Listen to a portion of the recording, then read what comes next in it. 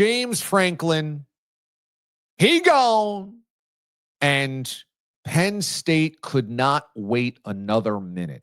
In fact, my guess is Penn State had made this decision at the end of the day yesterday and waited until an NFL Sunday was happening to bury the story as much as possible. Because this is an admission. It is one of the great missed opportunities in their program's history and perhaps one of the great face plants in modern college football history. I try not to speak in hyperbole, but in this case, I really do think it's true. You come into the season with not college football playoff aspirations. You did that last year. This was winning a national championship. That was what the bar was set at coming into the season. And more than a few college football know-it-alls had thought that Penn State had a legitimate shot at winning the national championship. And not only was that so obviously, so painfully clear over the last 3 weeks that was not going to happen, but you go from national championship or bust to firing your head coach before Halloween. Hell, it's before you probably have your Halloween costume decided and they fire their head coach. Penn State has done one of the greatest slip on the banana peels in the last 25 years of college football, to have expectations here and to have to fire your head coach by mid-October. But it had to be done. It had to be done because James Franklin had lost the little leverage that he had coming into this month, which was at least you beat the bad teams. It's one thing to lose to Ohio State and Michigan. It's one thing to lose in a college football playoff.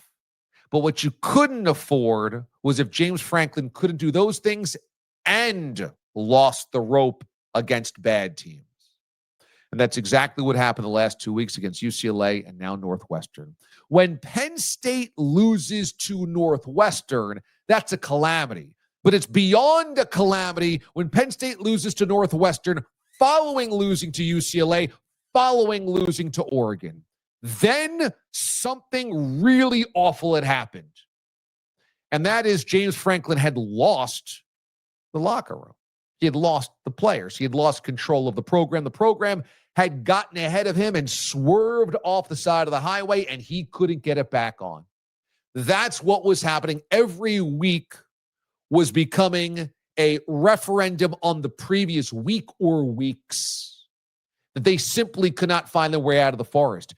And if you can't find your way out of the forest after getting a wake-up call against Oregon, and you can't come back angry and focused after losing to UCLA, well, then you know what? You're gone. So there really wasn't another option. The only thing that holds Penn State back for a moment is that they've got to pay out $50 million to this guy. The buyout's $50 million. Thankfully, you got that Big Ten money. But imagine taking $50 million and lighting it on fire just so that you don't have to watch James Franklin coach another football game. That's what happened today. That's what happened today. And they didn't have a choice. That's how ugly this got. And when you look at James Franklin and the years at Penn State, there's some good.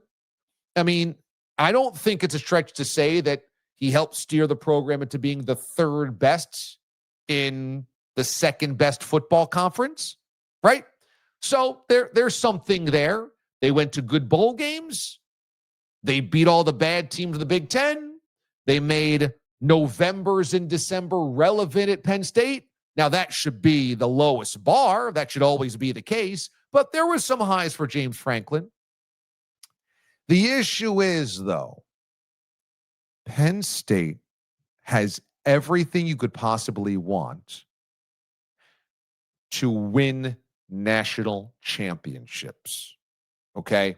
There is absolutely no reason Penn State should not be Ohio State or Michigan.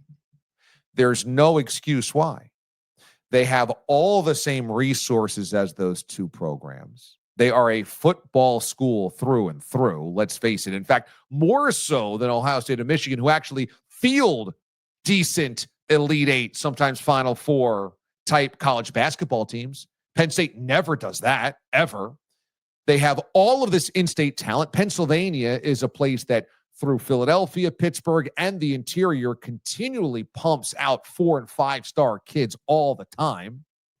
They have an incredible home field advantage, an incredible student section, an activated campus, and legacy, history. They have everything you could possibly want and a conference that prints money in the Big Ten. And to have this, yeah, you got to make a change. You have to make a change. It was time. James Franklin, you got to go. And that should be a very, very enticing job for somebody else, for the next guy. And Penn State should not settle, because that should be one of the, quote, Cadillac jobs of college football.